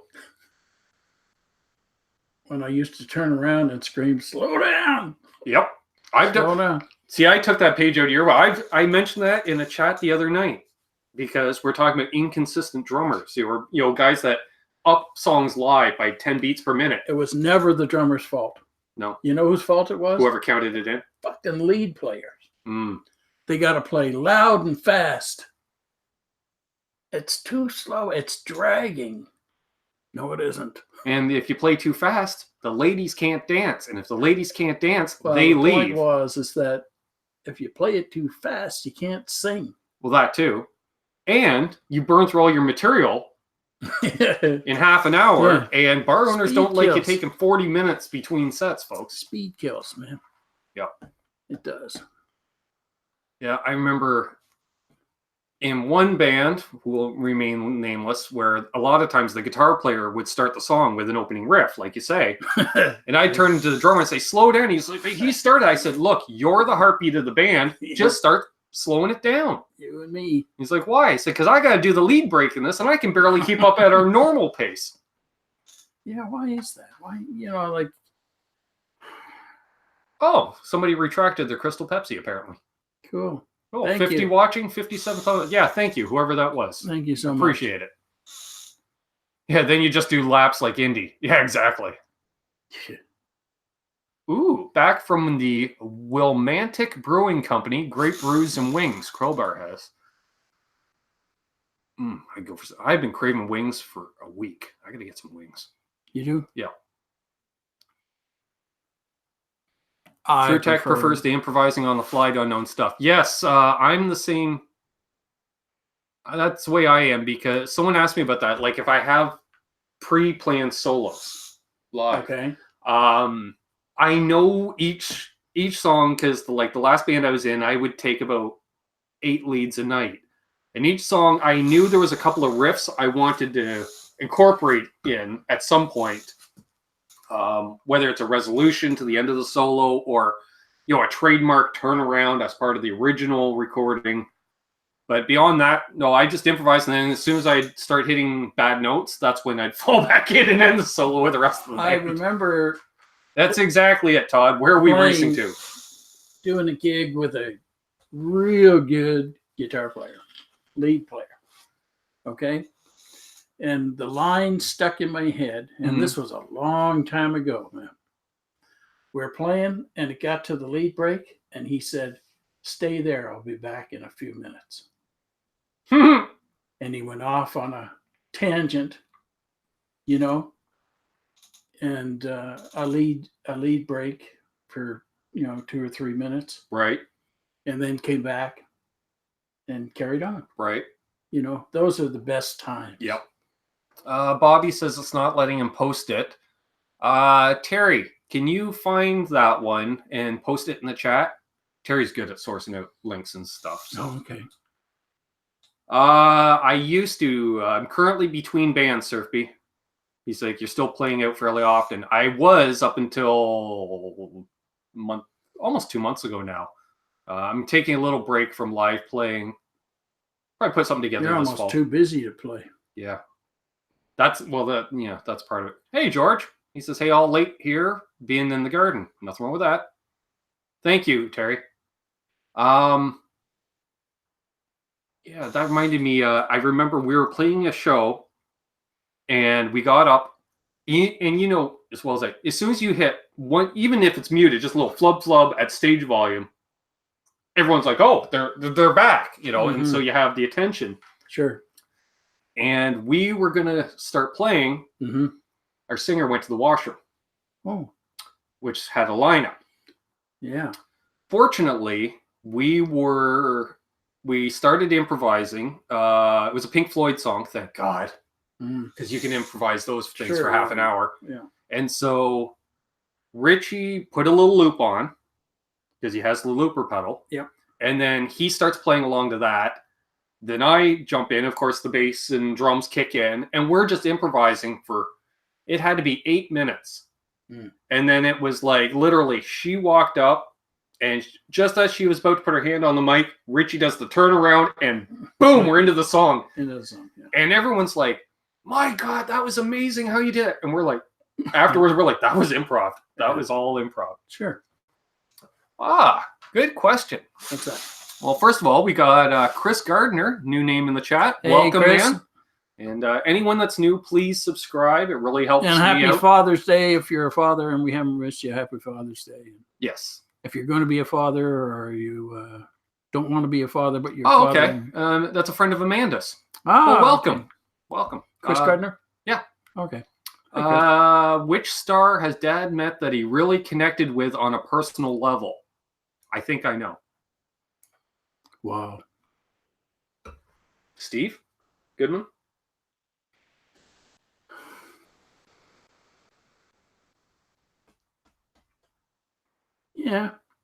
Yeah, Steve. John Prine, John perhaps? Prine, yeah. That was the other one that came to mind. Well, CW. Because he lived with us.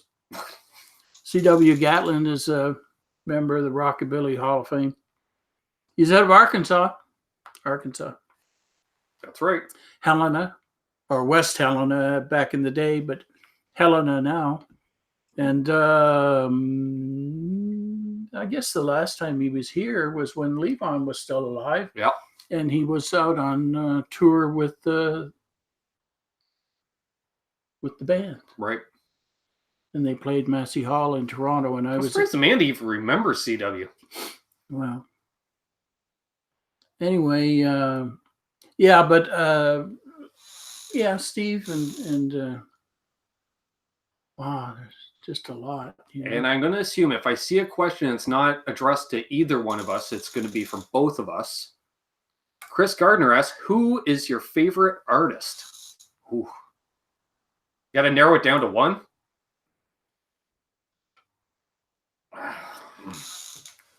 Vocalists. Misses as if he had a good hair and fade outs. Yeah, he's rocking the Serengetis back in the day. I was a big Marty Robbins fan. Marty Robbins, yeah. I loved doing Marty Robbins stuff because there was so much harmony. Yeah. And I'm a big harmony guy. Yeah. But Steve Goodman was probably the most versatile, all-round vocalist, guitar player, nice guy, you know, out of Chicago. That I ever knew. He was all inclusive. For me, I'm going to go with a couple of Brits. Jimmy Page. Not because I have his guitar tattooed on my arm, but because he wrote such a wide variety of stuff as well with Zeppelin and as well as with the Yardbirds and all of the session work, what have you, and after. And every day I appreciate him more. Ronnie Wood. Yeah. Underrated. I mean, back in the day, you know, I was a big Chuck Berry fan, of course. How can you not be? I was a big Jerry Lee Lewis fan. Still am. I guess any of the rockabilly artists, I have some of my Facebook friends are rockabilly Thanks, artists Terry. from back in the day. There you go, folks. Check that out. Open it in the Do tab. Pause it. Don't leave to go watch it. Watch it after. That's Dave doing the finish repair on Bobby's guitar. Oh, okay. Yeah. Gary Moore. Gary Moore was very good. Who did Gary play with? Thin Lizzy. Mm. Then he like solo stuff. He got into beautiful blues stuff. Yeah, there were just so many. That's true, Chris. When you're talking rockabilly or you're talking rock and roll or, on the blues side. The Firm was an underrated as a super group. They were excellent. Yeah, the problem with the Firm was they couldn't tour because Jimmy Page had developed diabetes around that time, but still liked the party. And you can't do both. Right. Mark Dillon says Chuck Berry rules. Hey, if it wasn't for Chuck. John Davis. Forget it. John Davis. Blind John Davis out of Chicago. Blues piano player. Played with everybody back in the day. He was King Biscuit Flower Hour. Okay, man. Some of you guys are dating yourselves. I'm just saying. Chuck is the berries. That's Crowbar. Indeed. Little Richard. Oh, Richard. Just me, the piano band. Talk about energy. And back in the day. And I still go back, and I'm sure it's because of you, CCR. My God. The amount of material they put out in such a short time. And they do great cover tunes, too. Yeah. Well, yeah. And they started out doing some, cover stuff. But one of the things about CCR was that they did a lot of overdubbing. A lot. On the recordings. Which is pretty impressive for the gear that they had at the time. A lot of track bouncing. See, at the time, a lot of recordings came out and it was heads up. Yeah, live off the floor. But they did a lot of overdubbing and which actually made their stuff a lot easier to play. Yeah, because you could pick apart. Because you could, Yeah, and great for listening to it with headphones because you could really dissect that stuff. Oh, absolutely, yeah. And so, for that. George Lackey says his buddy was Little Richard's hairdresser. He did a great job. Mm-hmm.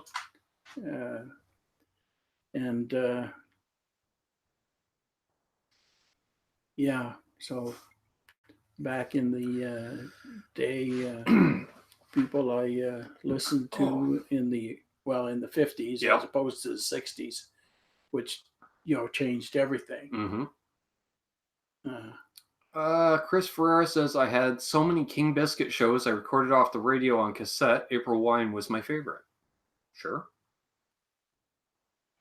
That band has been around a long time. Yep. Who, April Wine? 50 years.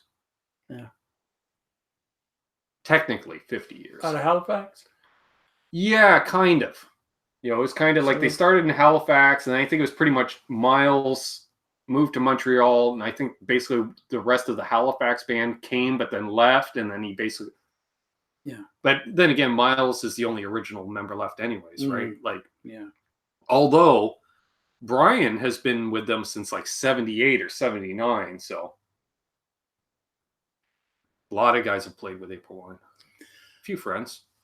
Stan Misick did a stint.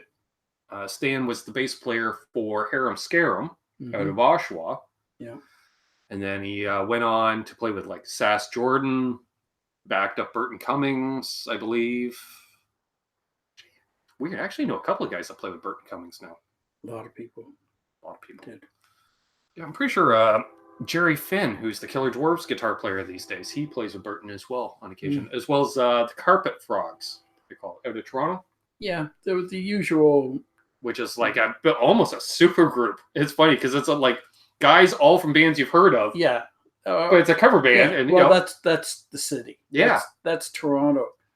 Good one. Justin Cox in Utah. Scotty Moore. Hell of a Scotty player. Moore. Wow. Hell of a player. Absolutely. I was always a fan of his and Glass Tiger. Nice. Pete Pritchard. Pritchard played with Scotty, and they became very good friends before Scotty passed. He's a bass player. Do you guys know the Chalet or Shallot? Okay, Joe, expect to be disappointed. Does Dave care for metal or know any bands?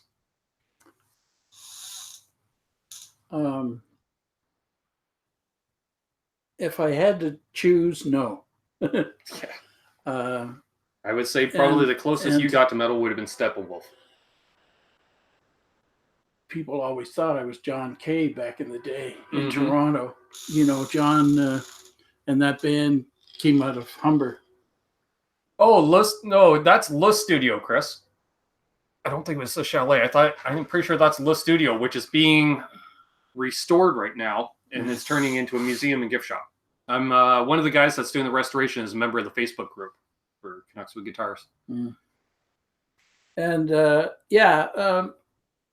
metal. Or no, okay, I'm mistaken. It's in Uxbridge. Oh shit, I gotta look that up.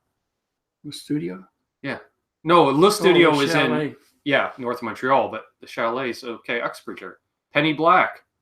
That wouldn't be. Penny Black was a project that never really got off the ground, but they did release an album last year. Dave Riome. That and studio. Jesus, I think I know it. Russ from Killer Dwarfs. And Gino Scarpelli, I believe, is the guitar player. And Professor Red Shoes produced it and possibly played some drums. That's 8. Justin's with me. Buddy Holly, the original metal / grunge. I said the original punk. Okay, Chris recorded a bunch of shit there. Nice.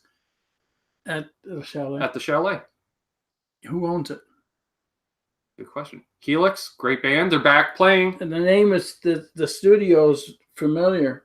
Helix is back playing, folks. Yeah. Fitz is recovered from his fall, thankfully, and they're back playing. Oh Boy is a punk song all the way. Helix. They've been around forever. Yeah. Yeah. Used to play the local bar. Still do. Kind of. Yeah. I was supposed to get Brian, their singer, on, but we kept missing connections. Yeah. We were going to do an interview. Max Webster, another great band. Yeah. Oh, you're talking old Canadian stuff. Nothing wrong with that. Okay. How about Little Caesar and the Consoles? Yes. Bobby Lopez. Yes. Dave was the bass player on Penny Black, as well as Luke and the Apostles, and I'm sure some other stuff. With that band. Yeah. Yeah. Always liked Sweet. Sweet was a great band. Originally The Sweet. That's right. And then they just became Sweet. Saw Helix with the Headpins at Massey Hall. Oh, that'd be a good show. Massey Hall's being restored right now, isn't it? It is. Yeah. Dylan mentions Ronnie Hawkins. A lot of history with Ronnie in this family. Ronnie? Oh, yeah. Yeah. That's right, Chris. Max Webster and Rush doing Battle Scar.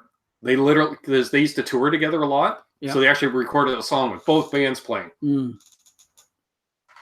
Big sound.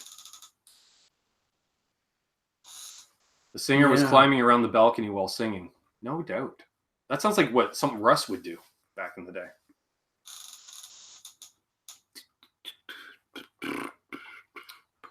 Oh yeah, if you guys have any other questions here, we'll probably go for another 10 minutes or so. Can you guys play a tune? It'll sound like crap on Hangouts, unfortunately.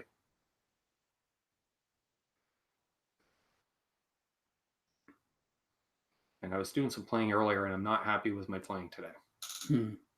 I am so damn picky right now with my playing. You want to see bad playing? Watch last Monday's show, folks. Man, it sucked. Sucked ass, as far as I'm concerned. My God. Well, it happens. Remember Saga? Of course, Bobby. Of course. But possibly, if I'm solo tomorrow night, Chris, I will do some playing, and I do play on here from time to time. Yeah, exactly what Amanda said. Got to keep coming back, Chris. So please subscribe and ring that bell so you get notified whenever I put out some stuff. Crowbar. You two make one hell of a combination. What's his name played with Rick Nelson? Okay. Oh, shit. Glenn Campbell? He's a Facebook friend of mine. Yeah, see, that's No. the difference. I'm friends with April Wine. He's friends with guys that like played with like Ricky Nelson and shit. Muscle Shoals. Oh, Jesus. Out of Muscle Shoals? In Louisiana. No, Muscle Shoals is in Alabama. No, but he's from Louisiana? Yeah. Guitar player. Oh, isn't that something? I just blanked out. Fuck, I hate getting old. Hey, I'm 45. It happens to me too. So, Joe says, Ben, I'd like to say thank you to you and your dad. Great job, guys. James Burton. There you go. Fuck. How do we forget James Burton? I don't know. Yeah, Crowbar just went, James Burton? Oh. Yeah. I apologize for that. One of the best telly players out there. Uh-huh. Thank you, Terry. Oh, we got our thumbs down back. Well, at least you're consistent, buddy. Yeah. Muscle Shoals, my God. Talk about a group of musicians. Man, those guys were good. Yeah. So good. Well, a lot of studios had that, right? Yes, sir. We had the Wrecking Crew Yep. out west. Mm-hmm. We had the Funk Brothers. The Funk Brothers out of Detroit. Motown. Muscle Shoals guys. You knew there was crews in Memphis. Well, tons of them. Another guy. Terry, Ian Thomas, Painted Lady and a Bottle of Wine. There you go. I don't have a copy of that song anymore. I gotta get a copy of that song. I used to like when Ian used to guest on SCTV. Yeah, it was great because he's just there to plug his own material. That's it. Yeah, and yeah, a lot of people think "Painted Ladies" was like a CSNY song or something, Crosby, Stills and Nash. And it's like, right. No, it was just mimicked like that and done very well. There you go. Chris says, I'm about to turn 56. I'll go in the bathroom and forget why I went in there. Love it. The Guess Who? Of course. BTO? Of course. I saw Bachman and Turner. I didn't see the Overdrive portion. I saw Bachman and Turner play together. Paul Rogers opened for them. It was great. That was a good show. I had to leave early, though, because I had to work early the next day. Actually, I think it was Amanda that gave me the tickets to that show. Really? Yeah. Wow. Yeah, that was down at Empire Rock Fest, which is not happening this year. Canadian stuff. See, I wasn't going to go there, Krellbar, but that's what Richie calls them. Bachman Turner overweight. Open for Van Hagar. Nice. Which would be Van Halen when Sammy joined.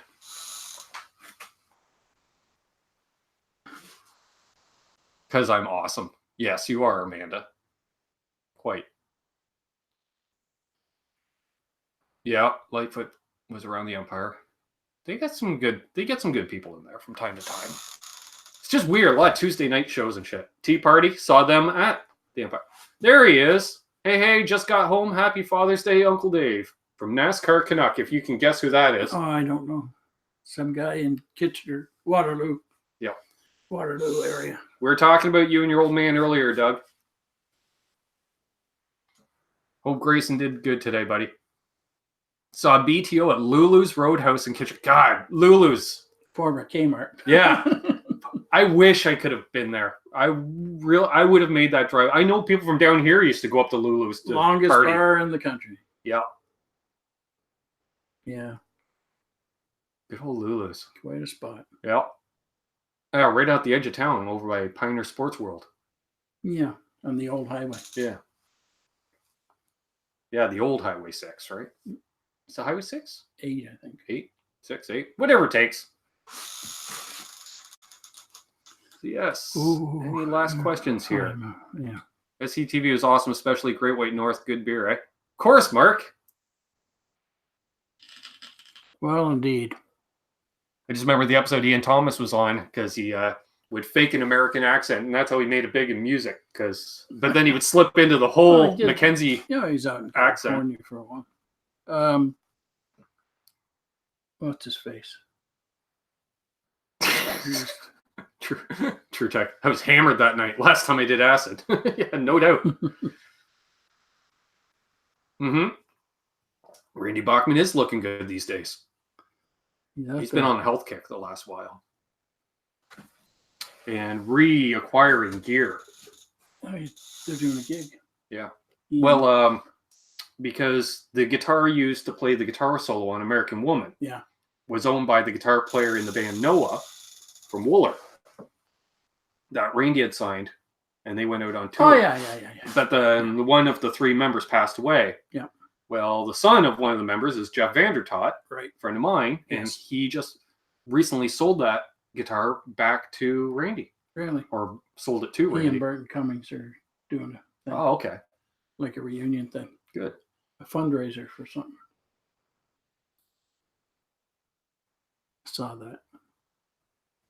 Bloomfield on a telly. Of course, Mike Bloomfield. Forget about it. Monster player. Yeah. Yeah. Indeed, a lot of great telly. Yeah, not the Edge anymore. That's true, Doug. American Woman first played at a Now Home Hardware here in Waterloo. That's right. That's how we tie it all in, folks. Tie it all together. You got to tie up all those loose ends at the end of a show, right? Everybody started somewhere, and Chris says, I'm 30 and it's my first session. Keep rocking, guys. Well, I'm glad you made it, buddy. You know, you're more than welcome. That's a growing community. You'll find a lot of cool people in this YouTube guitar community. You ever have a problem, you just ask a question in the chat and you'll get 100 answers. There you go. And a lot of them correct. Yeah. Because we get people, all different levels. And by the way, we didn't mention this, but this we don't have a script. That live without a net, we're folks. Working off here. To quote the Van Halen. And so thumbs up. We yes, appreciate everybody staying with us. I'm reading. Thank you, Terry. Yes. If you want some merch to help support the channel, thank you very much. Since we've got a couple of minutes left, I do want to mention tomorrow night at 8 p.m. Eastern, 5 Pacific is Canucks with Guitars, the weekly show featuring myself and possibly a co-host. That's all I'm saying on that.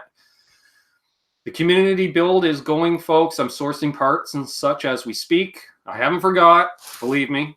And also expect to see a bunch of stuff by the end of July related to NAMM and the trip to Nashville. Right. I'll be doing some vlog stuff, hopefully some interviews down there. Working on some guests coming up. Actually, 1 week from tonight, we have Lawrence Petross coming back. Hello. So we'll be talking pedals. Marsman, good to see you, man. He says, Happy Father's Day, Dave. What's your dream car? I see your Ford. It's sweet. 40 Ford Coupe. Mm-hmm. I've never owned one. And always wanted one. Okay. Yeah, that's it. Doug says he'll be down to see us at the end of July. Okay. Thanks for the let me know on the date, Doug, because I am going to Nashville in 5 weeks. So, and I'll be gone for a week. Chris Gardner says we are on Hitman Records in Nashville. Let me know when you're down. Will do, man. I'll be down there 5 weeks. I'll be down there for Summer NAMM that whole week. So, yeah, looking forward to it. Yeah, hit me up. Connect with me on Facebook if you're on Facebook and stuff like that. Doug says you don't need to see me. All right, well, fine. Be that way. Hello. Indeed. Okay, I'm not answering that right now. No. Oh, not on air. So, hey, Hugh Caldwell. Good to see you, sir. So we're just wrapping things up. So thank you so much. Do you have anything to add, Dad? Add, Dad? Add, Dad? Add, Dad? Is that a tuning? Well, although I'm not playing anymore, you never know. You might see me at a cruise night or a car show near you. That's right. If I can get there. Yep. We have a few that we're doing for the rest of the summer. And hopefully we'll have a good time.